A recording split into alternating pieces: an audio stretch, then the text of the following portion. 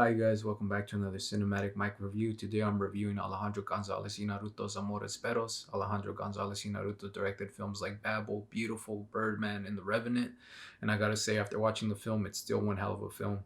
The first thing I gotta talk about is actually the opening scene, which is actually a car chase scene. I actually enjoy this because it actually gets me hooked into the film right away. It doesn't take this time to build up so that I could get interested. Right away, I'm hearing like these chaotic scenery happen where I'm hearing people yelling, cars chasing after another car, they're shooting at the car, and then there's a dog that's bleeding, which is actually the right way to actually start a film, which is by you want to give your films a lot of problems. So I think that does it well in this film. The editing on this scene is actually really nice to the car chase scene. Um, I remember when I was reading something about the town, I read that Ben Affleck actually got inspired by this scene for his chase scenes in the town. And even when I saw this scene, when I was watching it, I was actually thinking to myself, man, where did they actually film, or how did they actually get this done that way? Because it felt like a real car chase scene. It felt like a lot of traffic, and it really felt authentic. And that's something that I really enjoyed about the film. This film's not one story, it's actually three stories in one. They kind of connect to each other. There's all not they're not related like related to the character. The characters aren't related to each other, but they connect because of this one accident from this car chasing that happens. So it's like the before and the after, and you get three stories. You get the story of Octavio and Susana. You get the story of Daniel and Valeria. You get the story of El Chivo and Maru. One of the things that I was taught is that when you're writing something, you want to add problems on top of, you want to give your characters problems.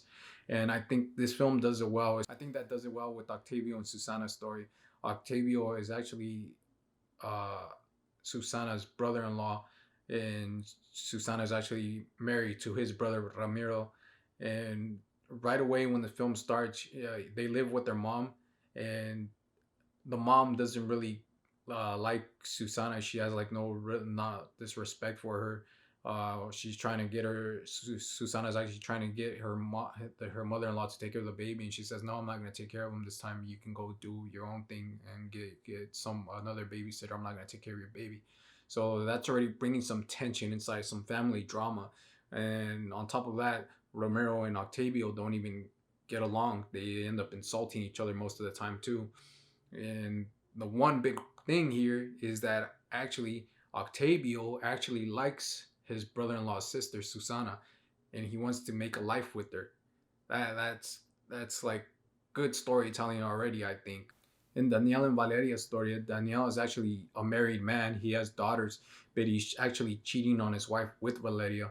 Valeria is actually this celebrity, this actress, a model, and she actually is enjoying her life that way. And she loves being with Daniel, and she loves her dog Richie.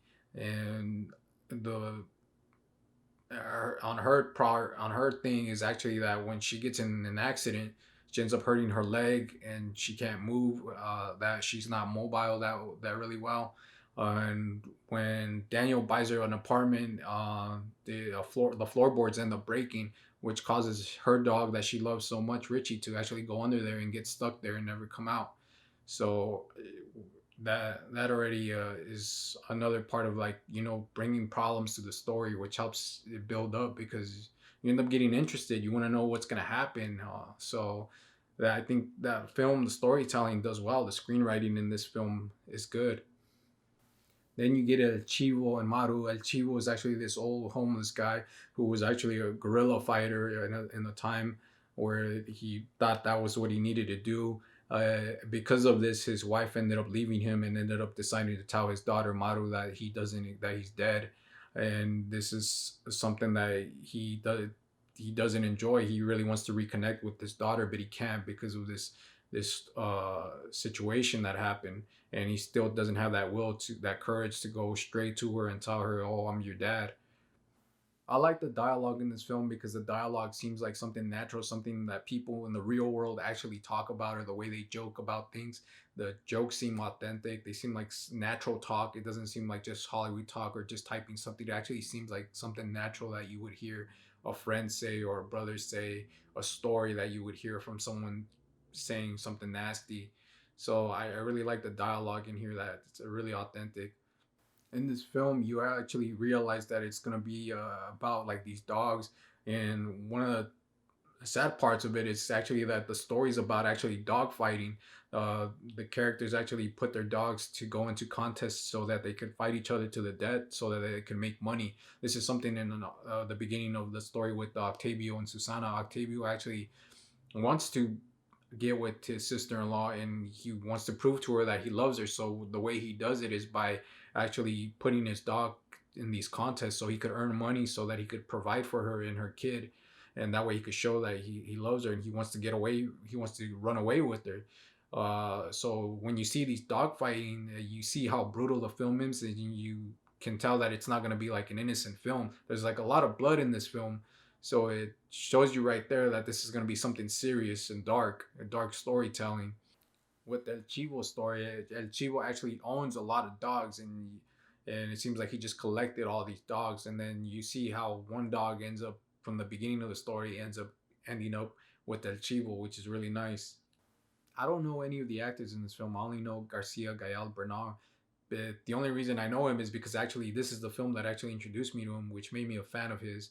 You can see him in films like Y Tu Mamá También, Babel, Desierto, Coco, and I think he's gonna come out soon in a film called Old by M. Night Shyamalan. But I do like that the actors that they got, they actually feel really, they're great, and I love that they got actors that feel authentic, that they feel like they're really from this place, they really feel like they're from Mexico. Because as I said, the dialogue in here is really well. I like the common, the talk that they have with one another, the things that come out of their mouths, the nicknames they have, the sayings that they say, the slang words that they use, and it feels really well for the film. It makes it feel more real. So that's something that I enjoy about the film. What adds on to the realism is actually the directing. I love the handheld style that they ended up selecting for this film, to do it handheld, because it makes it feel dangerous too. It makes you feel like you're there with them too. So, and because that's really what they want. They want to bring you into this world, and I think the handheld, and not only the handheld, the editing is really well with the handheld. So I think they did a good job there to make us feel like we're in this world of this craziness. The cinematography is nice. I love the red, the reddish colors that they reflect off of the faces. The like a red room. It's the red. It's like bluish greenish color, and I feel like I've seen this kind of palette also in films like A Star Is Born, and I think another favorite film of mine, Blue Valentine.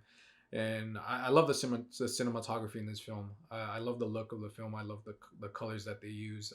I really I forgot all about it, but when I watch it, I remember like, oh yeah, I love the cinematography of this film. I gotta say, I like the soundtrack to this film because I like the song "Si Señor" by Control Machete. I like "Lucha de Gigantes." I like another song by Control Machete, which I don't think is actually in the film. It's actually in the trailer, which is called "De Perros Amores." Celia Cruz Carnaval's actually in here too, so I really enjoy the soundtrack of this film. Not only the soundtrack, along with the score is actually nice. I couldn't hear much throughout the film, but there I know it has a music score, and I really like the score that they have for it too, along with the soundtrack.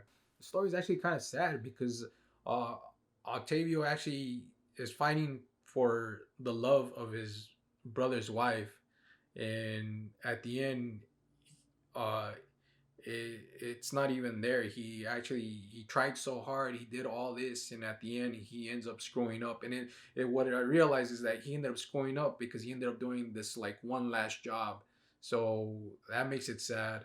The other part with Danielle and Valeria is right there. She wants to be a model still. She wants to promote this enchant, and she ends up not realizing that she's not taking care of herself the way she's supposed to, and she ends up in a position where she at the end sad because she doesn't feel like she even cares for the dog anymore at the end after what happens with her. With El Chivo, you see him, he still doesn't have the courage to go up to his daughter. He makes a call, but he doesn't really have the courage to actually see her face to face and tell her, "Hey, I'm your dad," or give her a hug, you know. And I think he still feels embarrassed from it. So there's this sadness to this story. It's an interesting story, but it's actually sad with these characters. And I think, and it feels like things that could actually happen in the world. It feels like things that probably did happen. So that's what makes it more interesting. It's not playing, as I said, innocent. I think if you like films like Crash, Babel, or Brooklyn's Finest, you actually enjoy this film. I definitely recommend Amores Perros. And if you enjoy the video, please like and subscribe.